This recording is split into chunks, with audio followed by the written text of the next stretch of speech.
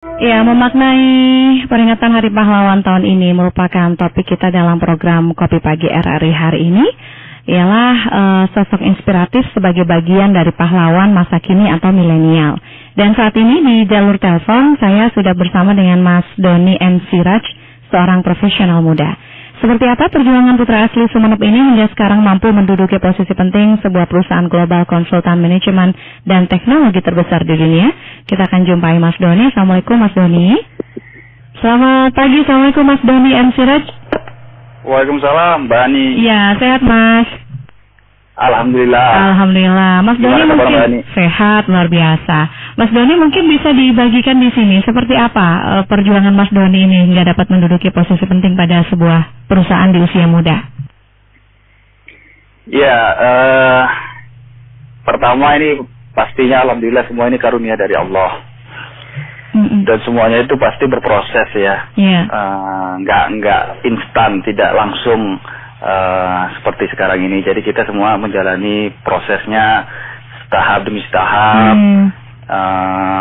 Kita jalani prosesnya semuanya sebaik mungkin. Saya juga mengawali karir ini juga sebenarnya dari bawah. Saya sebagai engineer. Jadi ketika saya lulus dari teknik elektro ITS, nah kemudian saya bekerja di perusahaan Swedia. Nah di situ saya mengawali karir saya sampai hingga pada posisi top manajemen di salah satu perusahaan konsultan manajemen dan teknologi terbesar di dunia. Keren. Jadi, ya, prinsip hidup yang saya pegang salah satunya mungkin ini yang bisa membantu memotivasi kita secara tidak langsung adalah saya punya prinsip manjada wajada ini. Ini yang salah satu mantra teman-teman kalau ngantri di Gontor, mereka udah pasti familiar. Manjada wajada ya. Betul, siapa yang bersungguh-sungguh pasti dia akan berhasil.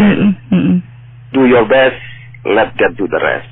Ya, oke Mas Doni, ini sebagai profesional muda, bagaimana Anda melihat perkembangan generasi muda di Indonesia saat ini? Perkembangan generasi muda saat ini yang pastinya ada peluang dan ada juga tantangan ya, karena perilaku generasi milenial saat ini itu unik ya.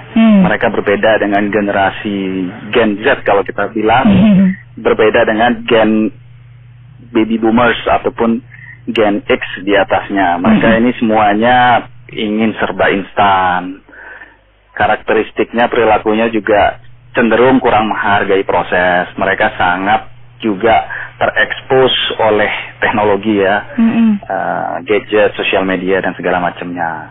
Nah, tantangan menurut saya tantangan utamanya mereka adalah bagaimana bisa mengarahkan generasi milenial ini dari hal-hal yang konsumtif ke sektor yang produktif, memanfaatkan teknologi untuk hal-hal yang produktif. Contohnya untuk sosial media, internet gitu ya. Mereka kan sangat terbiasa dengan gadget dan segala macamnya.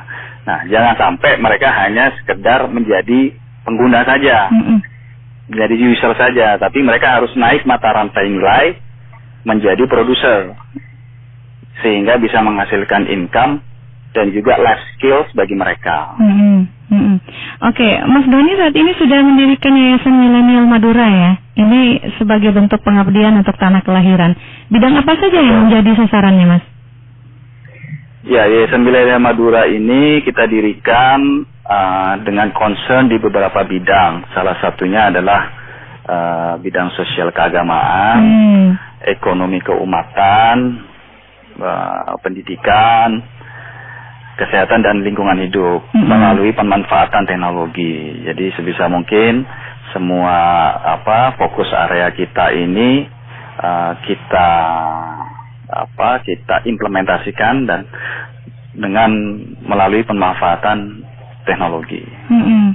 Oke, yang mendasari Mas Doni kembali ke Sumeneb ini dari Swedia di satu perusahaan global konsultan manajemen dan teknologi terbesar di dunia, lalu kembali lagi ke tanah kelahiran. Apa yang mendasari dengan mendirikan Yayasan Milenial Madura ini, Mas?